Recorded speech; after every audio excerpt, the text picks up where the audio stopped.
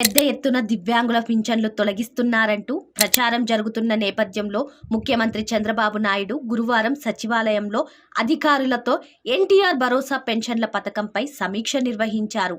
గత ప్రభుత్వంలో అడ్డదారిలో సదరం సర్టిఫికెట్లు తీసుకుని పెన్షన్ పొందుతున్న వారిపై ఇటీవల జరిపిన పునః పరిశీలన వివరాలను అధికారులు ముఖ్యమంత్రి ముందుంచారు. ఈ ప్రక్రియలో అనర్హులను గుర్తించినట్టు, అన్ని విధాలా పూర్తి ఆరోగ్యవంతులుగా ఉండి ఎలాంటి వైకల్యం లేకుండానే కొంతమంది పెన్షన్ పొందుతున్నట్టు పరిశీలనలో తేలిందని తెలిపారు. అనర్హులైన పెన్షన్లు ధృవీకరించడానికి ప్రత్యేక వైద్య బృందాలను నియమించి నిర్ధారించినట్లు వెల్లడించారు. అయితే నకిలీ పెన్షన్లను మాత్రమే తొలగించాలని, అర్హులైన ఏ ఒక్క దివ్యాంగ పింఛనుదారుకు పెన్షన్ రద్దు కాకూడదని సమీక్షలో ముఖ్యమంత్రి స్పష్టంగా అధికారులకు ఆదేశాలు జారీ చేశారు. అర్హులైన పెన్షన్లు యథావిధిగా కొనసాగుతాయని, దివ్యాంగులు ఎవరూ ఈ విషయంలో ఆందోళన చెందాల్సిన పని లేదని ఈ సందర్భంగా ముఖ్యమంత్రి అన్నారు.